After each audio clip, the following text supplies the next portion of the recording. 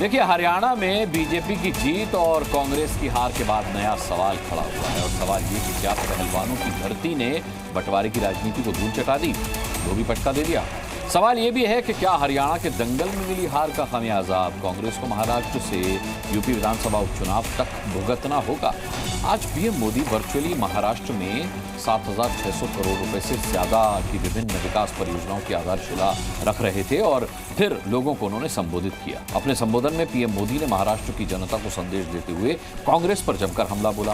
PM Modi ने कहा कि कांग्रेस की नीति हिंदू जातियों को लड़ाओ और राजनीतिक फायदा उठाओ वाली है। इसके साथ पीएम ने कहा कि कांग्रेस मुसलमानों को डरा कर वोट बैंक की राजनीति करती है। कांग्रेस को न विकास से मतलब था, न विरासत से मतलब था। वो बस समाज को बांटने का फॉर्मूला लाती रहती है। अब बात की आखिर आज की बहस क्यों जरूरी है? जाति धर्म की राजनीति पर पीएम ने कांग्रेस पर हमला बोला है, इसलिए जरूरी है। पीएम मोदी ने कहा है कि कांग्रेस बंटवारे की राजनीति करती है, इसलिए ये बहस जरूरी है। ये बहस इसलिए जरूरी है क्योंकि पीएम मोदी ने कहा है कि कांग्रेस मुस्लिमों को डरा कर वोट लेती है। पीएम ने धर्म की राजनीति की जगह विकास की राजनीति की बात की है। तो ठोकेंगे इन तमाम सारे मुद्दों पर ताल, लेकिन उससे पहले ये छोटी सी रिपोर्ट देख लीजिए।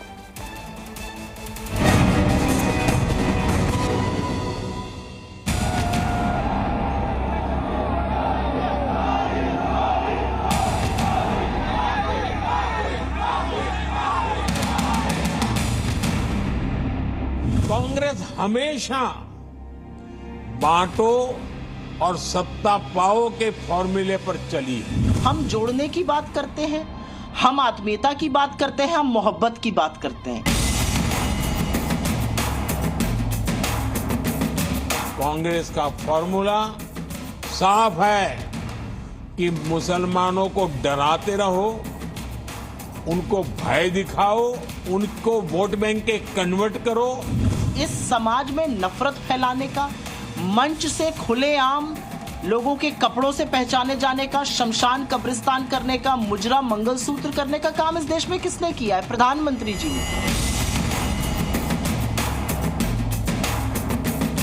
कांग्रेस की नीति है हिंदुओं की एक जाति को दूसरी जाति से लड़ाओ। कांग्रेस जानती है कि जितना हिंदू बटेगा उतना ही उसका फायदा होगा। देश को बांटने का काम नरेंद्र मोदी जी ने, उनकी पार्टी ने और उनकी सरकार ने किया है। कांग्रेस पूरी तरह से सांप्रदायिक और जातिवाद का चुनाव लड़ती रहती है। अपनी वॉशिंग मशीन में धुल धुल कर लोगों को, जिनको भ्रष्टाचारी कहते थे, उनको ज्वाइन करा। प्रधानमंत्री इस तरह की बातें ना करें। अब 11 साल हो गए सत्ता में रहते हुए, ये झुंझुना कब तक बजाइए?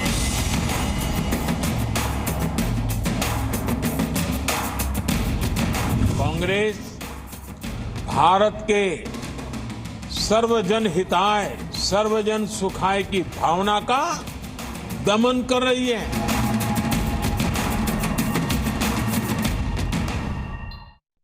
हिंदुत्व के डर से किसे नफा किसे नुकसान। ताल ठोके में हमेशा की तरह बहुत खास मेहमान आज हमारे पैनल में हैं। हमारे पास आज की डिबेट के लिए भारतीय जनता पार्टी से प्रवक्ता शहजाद पूनावाला हैं। दुर्भाग्य है कि आज कांग्रेस इस डिबेट में शामिल नहीं हो रही, लेकिन शिवसेना यूबीटी से प्रवक्ता किशोर तिवारी हमारे साथ होंगे। हमारे साथ समाजवादी पार्टी के नेता दीपक विज होंगे। हिंदू धर्मगुरु सतीश दास हमारे साथ जुड़ चुके हैं। इस्लामिक स्कॉलर जुनैद हारिस हमारे साथ होंगे। रामकृपाल सिंह जी वरिष्ठ पत्रकार यहाँ मौजूद हैं स्टूडियो में। राजीव रंजन जेडीयू के प्रवक्ता हमारे साथ जुड़ चुके हैं। इसके अलावा पंकज शर्मा वरिष्ठ पत्रकार यहाँ स्टूडियो में मेरे साथ मौजूद हैं। तो चलिए, अब देखिए, कांग्रेस शामिल नहीं है, वरना डिबेट की शुरुआत कांग्रेस से की जा सकती थी। कांग्रेस के पास बोलने को बहुत कुछ है। हमने देखा कि किस तरीके से अभी जो आपने रिपोर्ट देखी उसमें भी कांग्रेस ने अपना रिएक्शन दिया। तो डिबेट की शुरुआत करते हैं शहजाद पूनावाला के साथ। शहजाद पूनावाला, अभी रिपोर्ट में हमने देखा कांग्रेस कह रही थी और कांग्रेस की प्रवक्ता कह रही थी कि कौन बांट रहा है, कौन डरा रहा है इस देश की जनता को। वो जो मंगलसूत्र की बात करते हैं वो डरा रहे हैं, वो जो कब्रिस्तान की बात करते हैं वो डरा रहे हैं, वो जो अपने भाषणों में मुजरे का प्रयोग करते हैं, मुजरा शब्द का प्रयोग करते हैं, वो डरा रहे हैं। इस पर इल्जाम कांग्रेस पर क्यों? यहां पर भी डिप्टी सीएम, यहां पर भी अध्यक्ष बदला था उसका नतीजा सबके सामने है। सुनिए, 20 के ऊपर अगर बढ़ जाए तो मेरा नाम बदल दीजिएगा। 15 से 20 के बीच में इनकी सीटें आने जा रही, उससे कमी हो। सुप्रिया जी ने एक बयान ये भी दिया था, क्योंकि उनके बयानों को कितनी अहमियत से ले, कि अगर 20 से ज्यादा सीटें भाजपा की आ जाए तो मेरा नाम बदल दीजिएगा। अब मैंने एक दो नाम सोचे हैं, कुछ लोग जलेबी वगैरह नाम बता रहे हैं, ये सब मुझे तो नहीं लगता ये नाम ठीक है, पर मैंने सुल्ताना सोचा है, पंकज जी बता देंगे। वैसे रख भी सकते हैं, क्यों? क्योंकि सुप्रिया अर्थात सुल्ताना जी को ये बुरा नहीं लगा जब हिंदू हिंसक है, देवता भगवान नहीं है, मंदिर जाने वाले लड़की छेड़ते हैं, हिंदू टेरर होता है, हिंदुत्व में मैं यकीन नहीं करता, आईसिस बोको हराम होता है, हिंदू ज्यादा डेंजरस है, एलईटी कम डेंजरस है, 26/11 हिंदुओं ने किया, द्वारका नाटक होता है, कृष्ण जी ने अर्जुन को जिहाद सिखाया, हिंदू डर्टी वर्ड होता है। ये सारे कांग्रेस के बयान है। राम मंदिर प्राण प्रतिष्ठा में नाच गाना हो रहा था, सनातन समाप्त, सनातन बीमारी, ये कोई नफरत वाला बयान है, ये सब मोहब्बत का पैगाम लेकर आए हैं। दूसरी बात मैं कह रहा हूं कि हिंदू को बांटो और मुस्लिमों को एक करो, इसका तो प्रमाण है ना। तो ये जो आपने लिस्ट पढ़ी शहजाद पूनावाला, क्या ये नहीं हुआ? क्या मुजरा शब्द का इस्तेमाल नहीं किया गया? मैं आपको बता रहा हूं, सूत्र शब्द का इस्तेमाल मैं सारी चीजें बता रहा हूं, नहीं कहा, मैं सारी चीजें बता रहा हूं। मुजरा और कब्रिस्तान या मंगलसूत्र जब बोला तो क्या किसी एक कम्युनिटी को बोला गया? आपके मन में क्यों है कि घुसपैठिया एक ही कम्युनिटी से आता है? मतलब आप मुसलमानों को घुसपैठिया समझते हैं। हमने तो किसी कम्युनिटी का नाम नहीं लिया। हाँ, पर यह जरूर हुआ कि ओबीसी का आरक्षण छीन कर मुस्लिमों को दिया, यह पश्चिम बंगाल में हुआ, तो मुस्लिम को दिया है, गलत दिया है, धार्मिक आधार पर दिया, ये बोलेंगे। हम बोले तो हम गलत और जो करे वो सही। क्या धार्मिक आधार पर आरक्षण दिया जा सकता है? नहीं। रंगनाथ मिश्रा में ये किया गया, ये बोला गया कर्नाटका में कि हम लिंगायत और वोक्कलिगा का आरक्षण मुस्लिमों को देंगे, दिया। ये धार्मिक आधार पर दिया गया, अंबेडकर जी की विचारधारा खिलाफ जाकर। ये गलत है, हमने गलत को गलत बोला तो हम गुनहगार, और जो करे वो चमत्कार। मैं आगे कंप्लीट करना चाहता हूं, हिंदुओं को बांटो और वो मुस्लिमों को एक करो, इसका भी प्रमाण देना चाहता हूं आपके शो पर। वोट जिहाद की बात क्या मरियम आलम ने नहीं किया? समाजवादी पार्टी नेता ने किसी एक ने कंडेम किया? बता दो।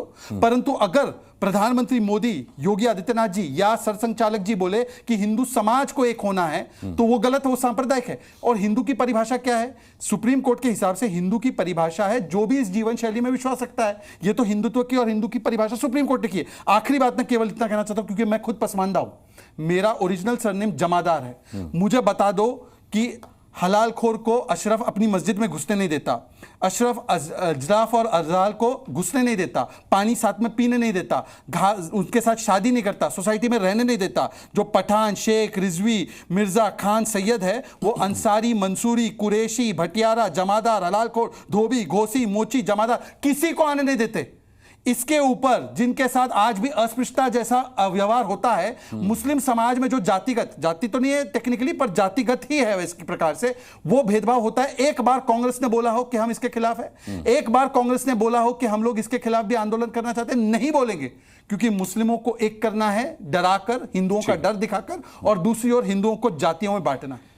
पंकज शर्मा, आपकी बड़ी पैनी नजर रही है कांग्रेस की राजनीति पर। अब जो शहजाद पूनावाला कह रहे हैं वही पीएम मोदी ने भी कहा कि इस तरीके का हिंदू मुसलमान और सांप्रदायिक विच्छेद करती है कांग्रेस कि जब मुसलमानों की बात आती है तो सिर्फ मुस्लिमों की बात करती है, वो फिर मुस्लिमों की जो जातियां हैं उसकी बात नहीं करती।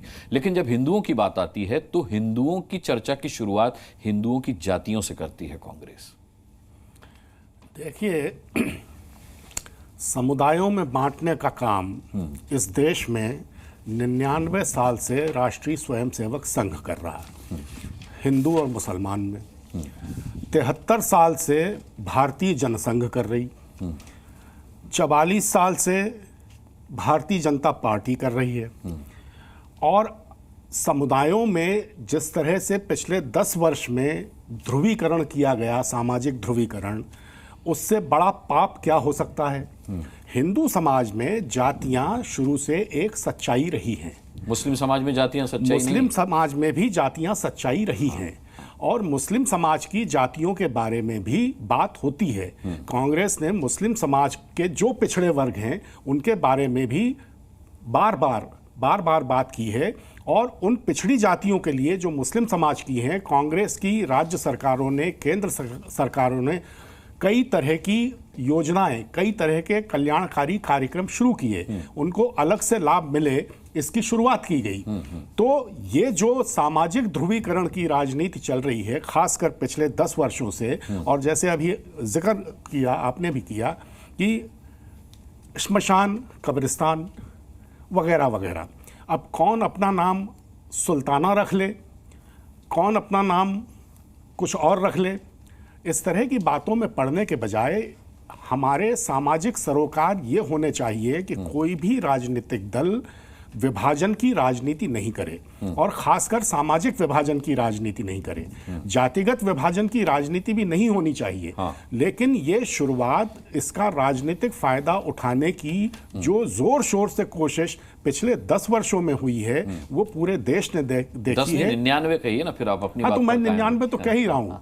99 वर्षों से चल रही है। पर इन 10 वर्षों में जिस तरह घनघोर तरीके से हुई और जिस तरह प्रधानमंत्री जी खुद इन चीजों में इन्वॉल्व रहे और उन्होंने खुलकर अपनी सार्वजनिक सभाओं में इस तरह की बातें की जो कम से कम प्रधानमंत्री के पद पर बैठे किसी व्यक्ति को तो नहीं करनी चाहिए, वो बहुत गंभीर, दुखद और दुर्भाग्यजनक मामला। बड़े आश्चर्य से शहजाद पूनावाला आपके पूरे बोलने के दौरान आपको देख रहे थे या घूर रहे थे, मैं कह नहीं सकता। शहजाद क्या कहना चाहते हैं आप? देखिए ऐसा है, पहले तो मैं पंकज जी को बता दूं कि 800 साल पहले मुगल लोगों ने बांटा था इस देश को, इस समाज को। फिर 200 साल पहले अंग्रेजों ने डिवाइड एंड रूल, और अब मुगलों की और अंग्रेजों की जो राजनीतिक संतानें हैं वो बांटने का भाषा में, धर्म में और अभी जाति में।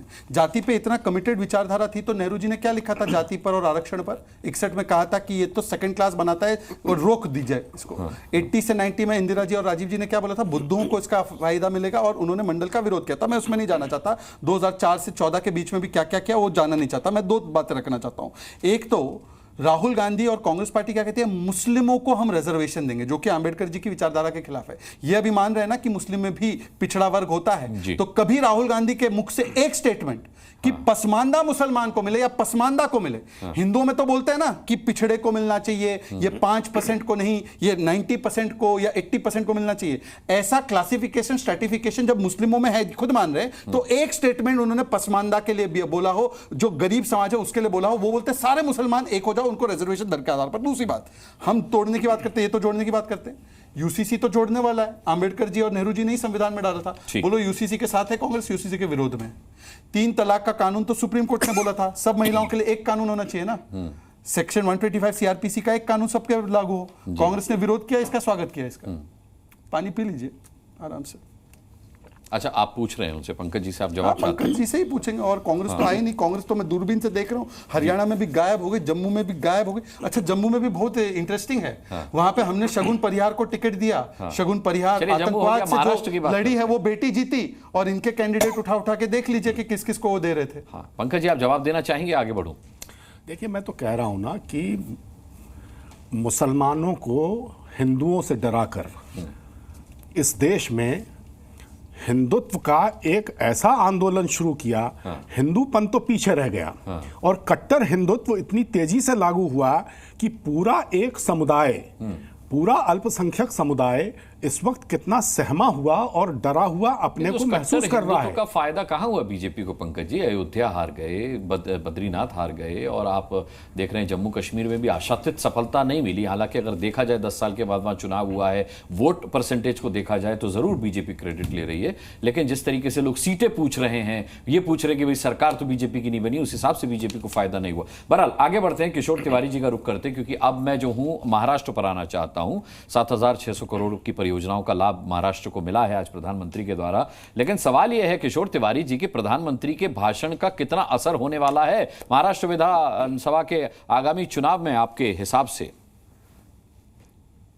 हाँ, उनको सीरियसली लेना बंद कर दिया है महाराष्ट्र की जनता ने। हम तो चाहते हैं कि मोदी जी और अमित शाह जी जितनी सभाएं लेंगे उतना हमारे लिए माहौल अच्छा बनेगा। लेकिन मैं बताता हूं, अरे योगी जी का 95% रिकॉर्ड रहा है हरियाणा और जम्मू कश्मीर में।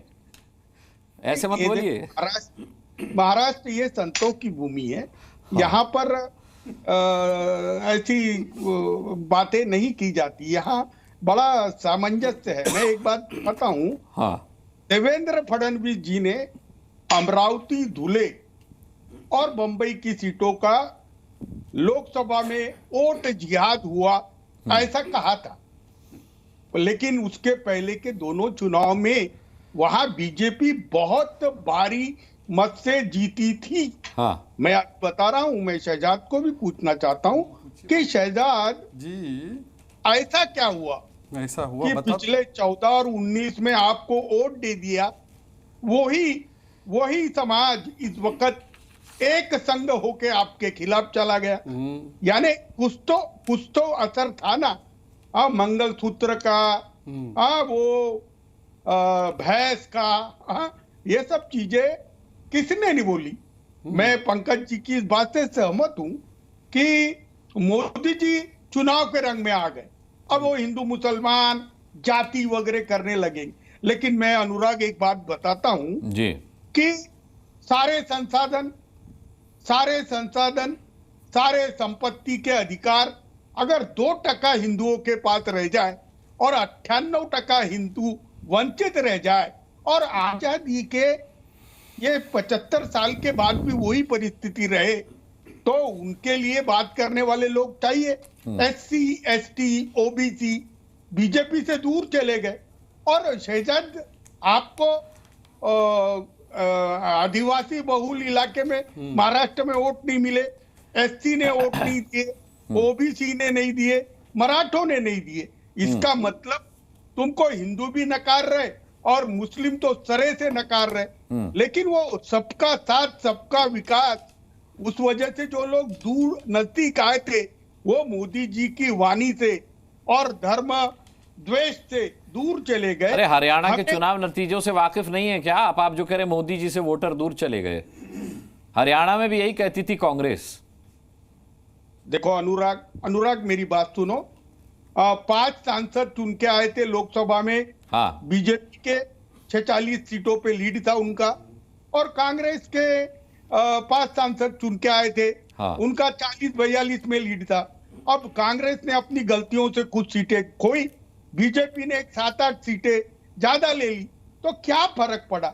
इतना सवाल करने की कोई जरूरत नहीं है। मोदी जी को अभी हटाने की बात हो रही थी, बीजेपी के अध्यक्ष को हटाने की बात हो रही थी, करके ये ग्लोरिफिकेशन चालू है। हाँ। लेकिन कौन कर रहा था ये बातें? मोदी जी को हटाने की बातें, बीजेपी अध्यक्ष को हटाने की बातें कौन कर रहा था किशोर जी? RSS वाले। मैं तो नागपुर में बैठा हूं ना। अच्छा। अरे मैं तो नागपुर में बैठा हूं और बीजेपी वाला हूं पुराना। हाँ। और RSS में तो अभी भी हूं। हाँ। अरे बहुत हालत खराब है इनकी। ये मोदी शाह अकेले पड़ गए। अरे ये तो कितना भुनाएंगे हरियाणा को मुझे भी मालूम नहीं। हाँ। कितना भुनाएंगे। हाँ। लेकिन मोदी जी ने जितनी हानि RSS और बीजेपी की है, मुझे लगता है कि शायद ही आने वाले दिनों में यह हानि होगी। ठीक है। हाँ, मैं कह रहा हूं RSS में ऐसा कभी बताया नहीं जाता। रामकृपाल जी, ये इनका किशोर तिवारी जी का असेसमेंट क्या कहेंगे आप? मैं इसी पर, हाँ। चूंकि मैं कहना और कुछ चाहता था, लेकिन किशोर जी यहीं बैठे हैं। किशोर जी अभी कह रहे हैं, जितनी बातें उन्होंने बताई कि कैसे हुआ 2019 में, 19 तक तो किशोर जी इसी बीजेपी के साथ थे। अगर उद्धव ठाकरे हो गए होते तो शायद ये सब कुछ भी नहीं होता। तो ये बताइए 19 से 24 सारा हिंदुस्तान की दुर्दशा और समीकरण इन्हीं सालों में बिगड़ा है। 14 से लेकर 19 तक सब कुछ ठीक था। नहीं पंकज जी कह रहे 99 साल का इतिहास है। नहीं, मैं तो जो किशोर तिवारी तो, अच्छा, किशोर तिवारी की 2019 तक तो बीजेपी में ही थे, कह रहे हैं ना। हाँ। दूसरी बात ये कह रहे हैं कि हरियाणा चुनाव को क्या हुआ इससे। सवाल बिल्कुल आप सही कह रहे हैं, बिल्कुल कुछ नहीं होना चाहिए। लेकिन कल से ही प्रियंका चतुर्वेदी बता रही हैं कि कांग्रेस को क्या करना चाहिए। सामना में पूरा लेख आ चुका है। अखिलेश जी कह रहे हैं कांग्रेस को बड़ा उदार होना चाहिए। कोई भी इंडिया अलायंस का कोई ऐसा नहीं है जिसको झटका नहीं लगा हो। हालांकि ऊपर से झटका दिखा रहे हैं, अंदर से बड़े प्रसन्न हैं। अच्छा। कि कांग्रेस का कद छोटा कर दिया। अब आने वाले विधानसभा चुनाव के लिए ये बड़े भाई हो जाएंगी क्षेत्रीय पार्टियां, और कांग्रेस यादव सबसे ज्यादा खुश होंगे। सारे लोग खुश हैं। खुशी मनाई जा रही है कि बहुत अच्छा हुआ कांग्रेस के साथ। और किशोर जी कह रहे हैं कि इसका कोई फर्क ही नहीं पड़ा हरियाणा का। देखिए, मैं 1 मिनट, मोदी जी ने जो भी कहा है, देखिए सच्चाई ये है, किशोर जी भी मालूम है सबको, शाहबानों के केस के पहले इस देश में सांप्रदायिकता थी, लेकिन वो बड़े छोटे लेवल पर, कभी गुजरात के किसी शहर में दंगा हो गया, कभी किसी हो गया, कभी किसी, स्थानीय लेवल पर चीज़ें चलती थी। लेकिन शाहबानों के केस ने सांप्रदायिकता को राष्ट्रीय स्तर दिया। शाहबानों के केस को जिस तरह से वो अपीजमेंट की पराकाष्ठा थी। सुप्रीम कोर्ट के फैसले को इसलिए बदल दिया कि आपके पास 400 सीटें थी। और उसके बाद मैं लाऊंगा आपको, जरा सुन लीजिए, उसके बाद जब दूसरा लॉबी गई कांग्रेस की, वहां तो लेफ्ट राइट दोनों होते थे, दूसरी लॉबी गई कि साहब ये तो बड़ा बुरा हो गया, हिंदू नाराज हो जाएगा। बोले क्या करना है? अरुण नेहरू ने कहा क्या करना है? तो वो ताला खुलवा दीजिए, वो तो केस आया हुआ है। ताला खुलवा दिया।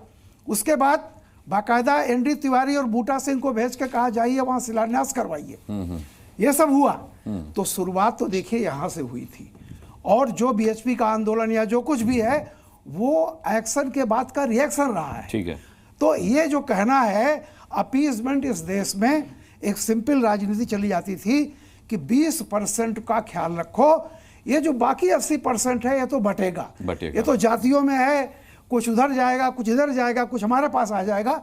तो जो बेसिक चीज थी, इनकी जो गुठली थी वो 20% की थी। हरियाणा को लोग समझ गए कि जो अगर बटेंगे तो कटेंगे, हैं? बिल्कुल। तो अब जब शुरुआत आपकी है, और ये सारी की सारी राजनीति बहुत जमाने तक चली, एक रहेंगे तो नेक रहेंगे, ये भी कहा था। मैं दीपक विज साहब का रुख करता हूं, क्योंकि राम कृपाल जी ने जो बात कही है मैं उसको सर्टिफाई करा लूं आपसे, या फिर आप उसे खारिज कर दें कि कांग्रेस की हार से उसके जो सहयोगी हैं वो, मैं लाता हूं किशोर जी, आपको लाता हूं, जो कांग्रेस की हार से उसके सहयोगी बड़े खुश हैं। सबसे ज्यादा दिक्कत में शायद रहे होंगे आपके सुप्रीमो अखिलेश यादव, क्योंकि प्रदर्शन कांग्रेस से बेहतर रहा उनका, लेकिन सवाल यह था कि कांग्रेस एक नेशनल पार्टी थी। तो अब आपको लगता है कि अब अखिलेश यादव सबसे ज्यादा खुश होंगे कि कांग्रेस हद में रहेगी इन परिणामों के बाद? आज तो 6 सीटें घोषित कर दी उन्होंने हरियाणा का रिजल्ट आते ही। देखिए, कोई भी सहयोगी जो होता है, अगर उसको कोई नुकसान होता है तो मैं नहीं समझता कि जो अच्छा सहयोगी होता है उससे दुखी होता है। हाँ, ये बात सही है कि कांग्रेस को इसका मंथन करना चाहिए। हाँ। कि अगर वो आप पार्टी को 4-5 सीट दे देती,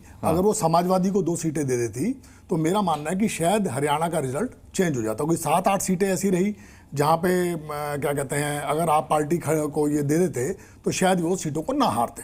उसके अलावा इन्होंने, जो मेरा ऐसा मानना है कि भाई साथियों को सब जो है पूरा विश्वास में करने का, मन बड़ा करना पड़ेगा, मन उद्धार करना पड़ेगा।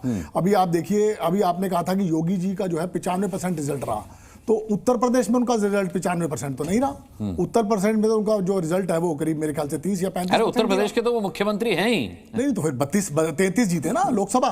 हम 43 जीते, 37 + 6 वो जीते 33।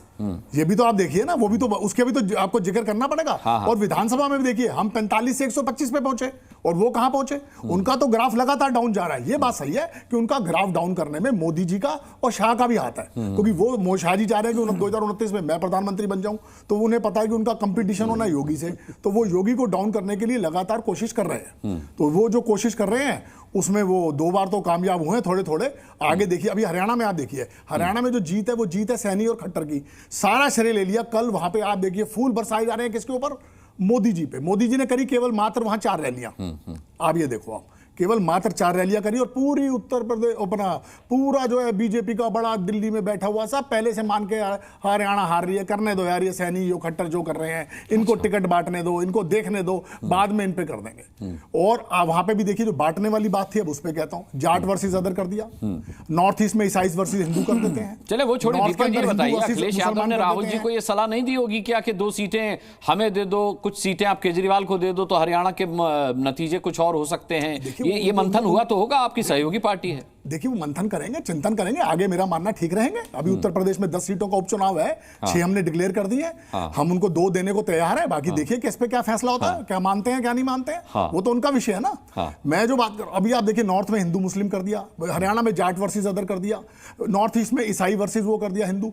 आप ये देखिए, मैं पंकज जी की बात से बिल्कुल सहमत हूं कि जो पूरे देश के अंदर, चाहे वो जनसंघ रही, चाहे वो भाजपा रही, चाहे वो आरएसएस, अभी देखिए किसी भी पार्टी ने अल्पसंख्यक प्रकोष्ठ तो बनाए हैं, मुस्लिम के नाम से कोई मंच नहीं बनाया। राष्ट्रीय मुस्लिम मंच किसका है? आप बताइए। किशोर तिवारी जी बैठे हैं, वो भी बताएंगे। राष्ट्रीय मुस्लिम मंच किसने बनाया? हाँ। मतलब एक धर्म के नाम से ही बनाई आपने, वो बना दी संस्था। राष्ट्रीय जो पार्टी है वो एक धर्म के नाम से ही संस्था बना रही है। तो ठीक है, तो MIM को क्या मानते हैं आप? MIM तो एक पार्टी है राजनीतिक, उसका भी एजेंडा दूसरा है। वो तो ये नहीं कह रही ना हम सबकी पार्टी है। ये तो ये कहते हैं, अच्छा हमारा प्रधानमंत्री जी देखिए, पंकज जी मेरी बात को समर्थन देंगे, मुझे मानना है कि हर 2-3 महीने में एक बार प्रधानमंत्री जी उछल के कह देते हैं मैं ओबीसी हूं, इसलिए मेरे खिलाफ है पूरा देश, इसलिए मेरे खिलाफ है विपक्ष। ठीक है, बताइए, एक सेकंड, प्रधानमंत्री कह रहा है, से बताइए, एक सेकंड, कभी किसी प्रधानमंत्री ने ऐसे मन से नहीं कहा। अब मुझे आने दीजिए। ठीक है दीपक जी, उन्होंने संक्षिप्त रहिएगा, मैं राजीव रंजन जी का रुख करूंगा फिर।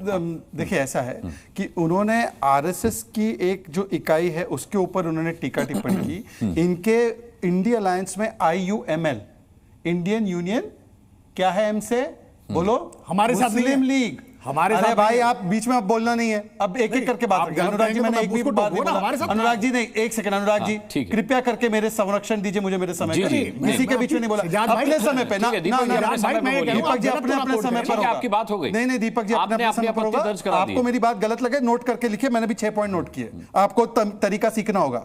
दूसरी बात यह IUML कांग्रेस, मैं आपकी बात से अनुराग जी ये तरीका नहीं हो सकता डिबेट का, किसी को वरना मैं स्टूडियो में बैठा हूं, मैं इंटरप्ट करूंगा सबको। IUML इंडी अलायंस का और कांग्रेस पार्टी के UDF का हिस्सा है केरल में, अन्यथा कांग्रेस पार्टी से और केरल की इकाई से, यूनिट से रिश्ता तोड़े ये लोग। दूसरी बात ये तो बोल रहे ना कि ये सब धर्मों को एक समान देखते हैं। मठाधीश और माफिया में कोई ज्यादा फर्क नहीं होता। मठाधीश और माफिया में कोई हैसियत हो तो मदरसे के बारे में बोल दो, हैसियत हो तो अब जी अफजाल अंसारी ने साधु संतों को गांजा पीने वाला बोला है, तो एक बार हैसियत हो तो क्लेरिक्स को बोल दो, मुस्लिम क्लेरिक्स मुल्लों को बोल दो कि ये भी करते हैं, गांजा फूकते हैं, ये पादरियों के बारे में बोल दो। दूसरी बात मैं आना चाहता हूं, इन्होंने अभी बोला कि देखिए किशोर जी ने, कि किशोर जी बोल रहे थे कि अलग अलग बातें, तो किशोर जी को मैं एक स्टेटमेंट दिखाना चाहता हूं। और किशोर जी आपने बोला ना 2% के पास 90% के पास सब कुछ है, 2% के पास कुछ नहीं है। ये बाला साहब ठाकरे जी का बयान है 2010 का, सर देख लीजिए। Thackeray opposes caste census. In fact Thackeray ji तो कहते थे कि जाति ही नहीं होती हिंदू में, केवल 2 जातियां हैं, रिच एंड पुअर। अब मैं पूछना चाहता हूं ऑफिशियली इंडी अलायंस क्या इस स्टेटमेंट से एग्री करती है, और क्या बाला साहब ठाकरे जी को छोड़कर अब राहुल गांधी की विचारधारा पर आ गए किशोर जी? स्पेसिफिक जवाब देना, इसका इधर उधर भागना नहीं है, मैं आपको कोट करके बता रहा हूं, 27 मई 2010 का बयान है। दूसरी बात, तीसरी बात, किशोर जी थोड़ा पढ़ लिख कर आया करें। कल के जो चुनाव हुए SC इलाकों में, जाट बाहुल इलाकों में, हालांकि मैं ऐसा देखता नहीं हूं, और उसके अलावा जो OBC इलाकों में भारतीय जनता पार्टी जीती है आपके इस कास्ट के कार्ड के बावजूद भी। इसका मतलब हिंदू एक हो रहा है, एकजुट हो रहा है। और चौथी और आखिरी बात, आप तो कह रहे हैं ना आप सबके साथ हैं, छत्रपति शिवाजी महाराज से कोई बड़ा हो सकता है महाराष्ट्र में? ओस्मानाबाद, औरंगाबाद और अहमदनगर जो आक्रांताओं के नाम पर थे, उनका नाम बदलकर हमने संभाजी नगर, धाराशिव और अहिल्या नगर किया है। आप बताइए कि आज कांग्रेस और NCP शरद पवार फैक्शन इसका विरोध करे। शरद पवार ने बोला है मैं नाम आकर बदल दूंगा, आप इसके साथ है, खिलाफ है? और आखिरी स्टेटमेंट, ಮುಸ್ಲಿಂ ಐಕಾನ್ ಅಂದ್ರೆ ಈ ಟೂ ನೇಷನ್ ಥಿಯರಿ ಇದೆಲ್ಲ ಆಗಿ ರಾಜಕೀಯ ಪೊಲಿಟಿಕ್ಸ್ ಅದೆಲ್ಲ ಆಗಿ ಬಟ್ ಜಿನ್ನಾಗೆ ಒಂದು ಫಂಡಮೆಂಟಲಿಸ್ಟ್ ಇರಲಿಲ್ಲ but Savarkar is a fundamentalist. Savarkar is a fundamentalist, Jinnah is not a fundamentalist, ये गुंडू राव ने बोला है। अब मैं इस पर स्पेसिफिक चाहता हूं आपका जवाब कि सावरकर जी फंडामेंटलिस्ट है और जिन्ना जो है वो नॉन फंडामेंटलिस्ट है कांग्रेस पार्टी के लिए। ठीक है किशोर जी, आपसे क्योंकि सीधा सवाल है, आप जवाब दे दें इसका, बहुत संक्षिप्त में रहिएगा। राजीव रंजन जी मैं आ रहा हूं आपके पास इसके बाद। देखिए मैं अभी बताता हूं कि हम कांग्रेस के साथ पॉलिटिकल अलायंस में है, इसका मतलब हमने हमारी हिंदुत्व की विचारधारा छोड़ी नहीं। हमारे लिए वीर सावरकर यह श्रद्धेय है और वो रहेंगे। मैं एक बात करना चाहता हूं, जो ये स्टेटमेंट गलत था, मतलब कौन? और हाँ, गुंडू राव के स्टेटमेंट की मैं भरोसा ना करता, तो उसको निकाला तो नहीं? हाँ, उनकी, अरे कांग्रेस में कौन किसको निकालेगा? उद्धव जी ने बोला था मैं जूते चप्पल से मारूंगा जो सावरकर जी का अपमान करता है। कहां हुआ? उद्धव जी क्या बन गए? अब UBT बन गए उद्धव भाईजान तंजीम। आप बीच में मत बोलो। रामकृपाल सिंह जी ने एक मुद्दा निकाला। अरे उद्धव जी को क्या हुआ? सावरकर जी का अपमान कर रहे हैं और उनके साथ है। किशोर जी आप तो RSS से हैं, बोलो कुछ। अरे भाई शहजाद पूनावाला, मैं रामकृपाल जी का एक जवाब दे लेता हूं। अरे मेरा तो दे दो, मैं महाराष्ट्र से, आप महाराष्ट्र से। सावरकर जी हमारे, सावरकर जी को गाली दे रहे हैं। उद्धव जी ने बोला था मैं चप्पल से मारूंगा, और उद्धव जी अभी मैं उनको जगा रहा हूं। उद्धव जी जागो, जागो उद्धव जी, काय करताय तुम्ही? अरे भाई आता चुनावची वेळ आहे, निवडणुकीच्या वेळेवर जूतम चप्पट करेंगे तो तुम हारेंगे कैसे? चुनाव के समय पर सावरकर को भूल जाओ, बताओ। सावरकर भूल जाओ, चुनाव का समय आया है। मुझे मुझे मुझे मुझे मुझे राम कृपाल सिंह से बात करनी है।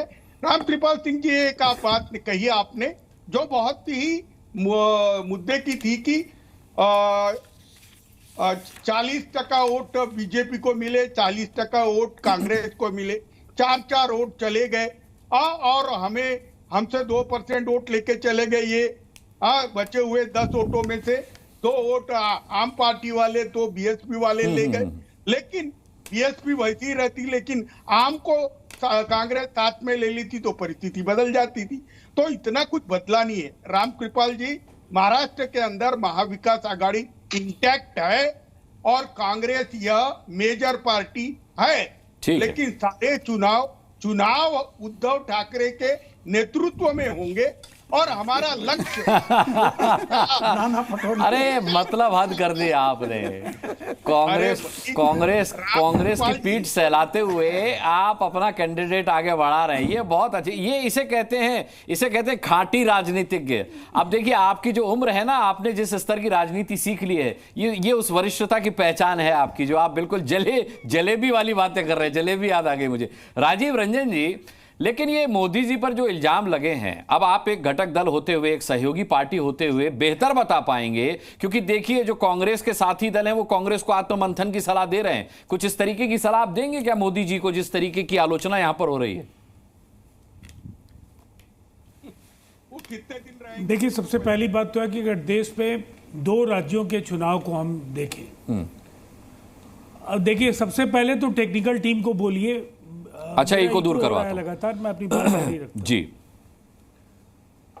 देखिए, कश्मीर को लेकर लोगों के मन में कई तरह की आशंकाएं थी और कोई कोर कसर इंडिया अलायंस ने नहीं छोड़ी थी। चुनाव की वैधता से लेकर के तमाम तरह के सवाल वो खड़े कर रहे थे। चुनाव न केवल संपन्न हुए, मतदान केंद्रों पर बड़ी कतारें लगी और मतदाताओं ने जिसे भी मतदान किया हो, लेकिन लोकतंत्र वहां जीता है।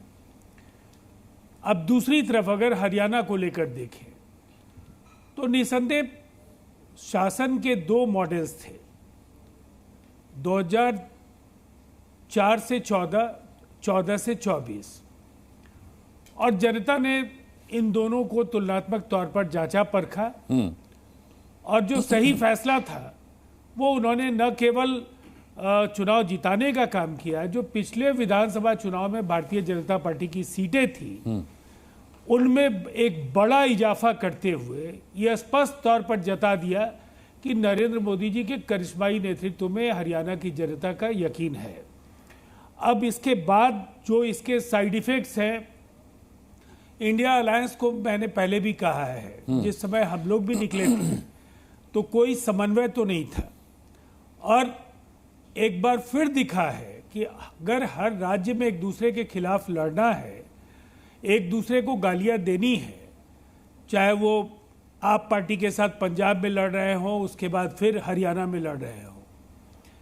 अब तमाम जो स्थितियां हैं, पीडीपी को ये अपने साथ लेने में जम्मू कश्मीर में भी नाकाम रहे, और उसके बाद जो बयान है, अब चाहे उद्धव ठाकरे की पार्टी के तरफ से जो बयान संजय राउत ने दिए या प्रियंका चतुर्वेदी ने दिए, अखिलेश यादव जी ने समाजवादी पार्टी की ओर से जो कुछ भी कहा, और अरविंद केजरीवाल से लेकर आप पार्टी की तो पहली जो कतार है उसके सारे नेता कांग्रेस के प्रदर्शन पर सवाल खड़े कर रहे हैं और उन पर गठबंधन धर्म का पालन नहीं करने का प्रत्यक्ष या परोक्ष वो आरोप लगा रहे हैं। तो एक गठबंधन जो केवल कागज पर है, चुनाव एक दूसरे के खिलाफ आप लड़ेंगे, चुनौती नरेंद्र मोदी जी की एक विराट छवि की है, जो शानदार बेशुमार उपलब्धियां हैं उनसे आपको लड़ना है और आपके बीच कोई समन्वय नहीं है। और ये चूंकि इंडिया अलायंस के लीडर्स कह रहे हैं, बट ये तो कह रहे हैं कि बीजेपी और आरएसएस में ही समन्वय नहीं है। अब देखिए, ये अब सवाल है कि कुछ भी कहने के लिए स्वतंत्र हैं, अगर ये बातें नहीं कहेंगे तो हताशा और बौखलाहट को कैसे ढकेंगे? कुछ तो इनको कहना है, लेकिन मुझे ऐसा लगता है कि चाहे भारतीय जनता पार्टी के ज्यादातर बड़े नेताओं में आप जिनके नाम ले लें, उनकी पृष्ठभूमि आरएसएस वही उनका मातृ संगठन है, वहां से निकल करके आए हैं। और ऐसा दिखता नहीं है कि आरएसएस और भारतीय जनता पार्टी के बीच कोई गहरा समन्वय का अभाव दिखता हो। ये जरूर चिंतन का सवाल इंडिया के सामने में है। कांग्रेस के अंदर गठबंधन को चलाने का मादा तो नहीं है। पहले भी सहयोगियों को लेकर जो द्वयम दर्जे का व्यवहार और जिस तरीके का अहंकार कांग्रेस के अंदर है, वो एकदम वन वे ट्रैफिक है। और वैसी स्थिति में साथ रहने वाले दलों को बार बार ये कहना पड़ता है कि हमारा नेता लड़ेगा। अब जैसे किशोर तिवारी जी ने कहा, वहां आधिकारिक तौर पर जो बयान आ चुके हैं दूसरे घटक दलों के, उससे साफ है कि वो उद्धव ठाकरे जी के नाम पर वो सहमत नहीं है। तो मुझे लगता है कि इस तरह के विरोधाभासों के बाद आने वाले समय में जो महाराष्ट्र में चुनाव दिलचस्प होगा, इंडिया गठबंधन के मद्देनजर भी और पूरे देश के मद्देनजर भी। जुनैद हारिस साहब का रुख करता हूं, समय रातों राजीव रंजन आऊंगा आपके पास। जुनैद हारिस साहब, कौन डराता है मुसलमानों को? क्योंकि मुसलमानों की तरफ से ये बयान गाहे बगाहे में सुनने को मिलता रहा है कि हिंदुस्तान में डर लगता है। कांग्रेस कह रही है कि मोदी जी मुसलमानों को डराते हैं, बीजेपी कह रही है कि कांग्रेस डरा के रखती है मुसलमानों को हिंदुओं का डर दिखा करके वोट बैंक के लिए। कौन डराता है आपको, या ये सिर्फ राजनीतिक स्टंट है, कोई नहीं डराता? सच्चाई क्या है? मैं पार्टियों से ऊपर उठ करके ये बात कह रहा हूँ। ये बड़ी अच्छी बात ये है कि पार्टियां ये समझें कि किसी को डराना नहीं चाहिए, लेकिन जहाँ तक समाज का ताल्लुक है, समाज में ऐसी चीज़ें किसी से छिपी हुई नहीं हैं कि अखलाक को जिस तरह से मारा गया और फिर अखलाक के कातिलों को उस तरह से सज़ा दिलाने में कोशिश किन लोगों ने नहीं की। बिल्किस बानो के केस में कौन लोग हैं जो रेपियों को एक तरह से फूल माला से स्वागत करते हैं? अभी का वाक़या है, यति नरसिंह के हवाले से जो चीज़ें सामने आई हैं, तो वो कौन लोग हैं? मैं सिर्फ पॉलिसी की हद तक बात नहीं कर रहा हूं, बल्कि मैं बहुत प्रैक्टिकल अप्रोच के हवाले से बताऊं कि यूसीसी का जहां तक संबंध है, इस हवाले से भी जो पहला इसका स्वरूप हमारे सामने आता है उत्तराखंड में, तो उसके अंदर ट्राइबल्स को उससे अलग कर दिया जाता है, जबकि सब टारगेट कौन है? बिल्कुल साफ नजर आता है कि मुसलमानों का तो एक बना बनाया कानून है, वो तो कहा जा रहा है कि उनसे छोड़ दिया जाए, लेकिन एक मुल्क और एक कानून के तहत हम देखते हैं कि मुसलमान अपने कानून से चलेंगे या देश के कानून से चलेंगे? वाली बात तो तय करना होगा ना। किस जमाने में ये सब कुछ होता चला जा रहा है, ये समझने की बात है।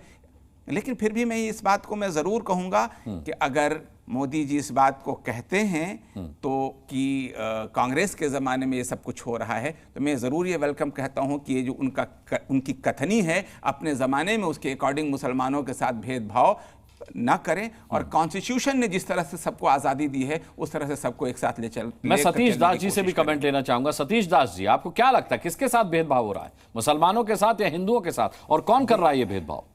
देखिए अनुराग जी, सबसे बड़ी बात है कि व्यक्ति उन्हीं चीज़ों का अनुसरण करता है जो उसके आदर्श होते हैं।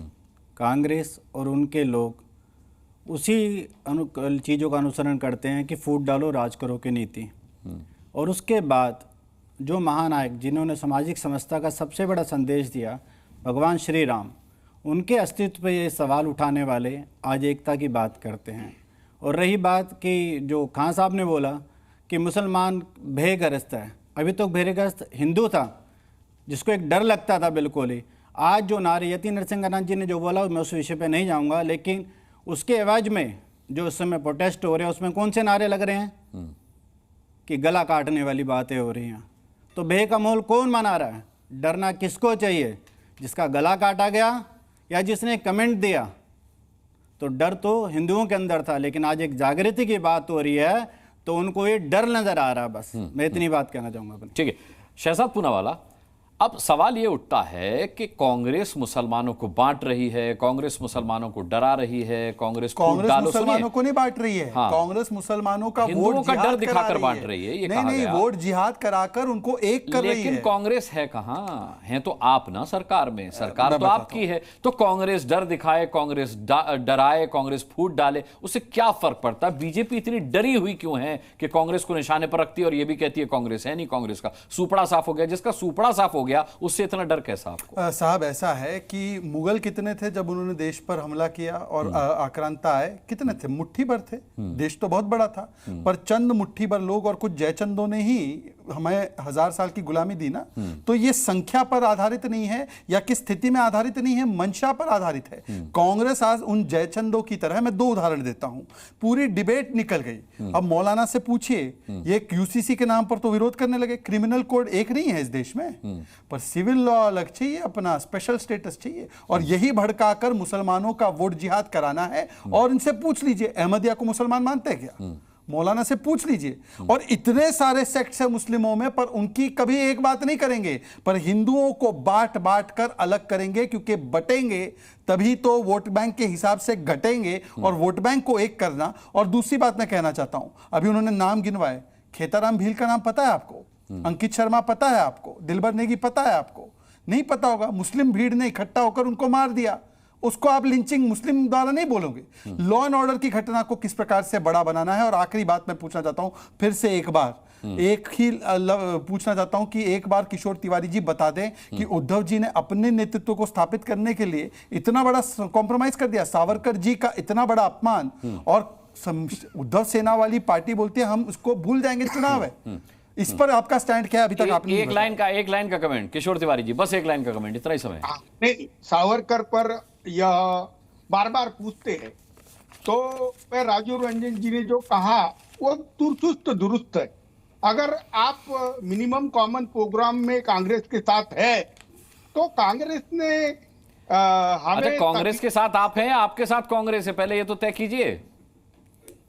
अरे भाई, एक बात है कि जो गठबंधन के साथी है, उनकी मूलभूत विचारधाराओं को, जैसा हिंदुत्व है या सावरकर है, इसको अगर वो गाली दे। चले, कुल मिला के मुझे लगता है कि प्रधानमंत्री ने आज महाराष्ट्र विधानसभा चुनाव का बिगुल अपने अंदाज में फूंक दिया है, और अब देखने में घटनाक्रम जो आएंगे वो बड़े दिलचस्प होंगे। महाराष्ट्र की राजनीति से जो पूरा देश देखेगा वो बेहद दिलचस्प और चर्चा के योग्य होगा। हम चर्चा करते रहेंगे इस पर। आज की चर्चा के लिए सभी पैनलिस्ट का बहुत बहुत धन्यवाद करना चाहूंगा। आप दर्शकों का भी बहुत बहुत शुक्रिया।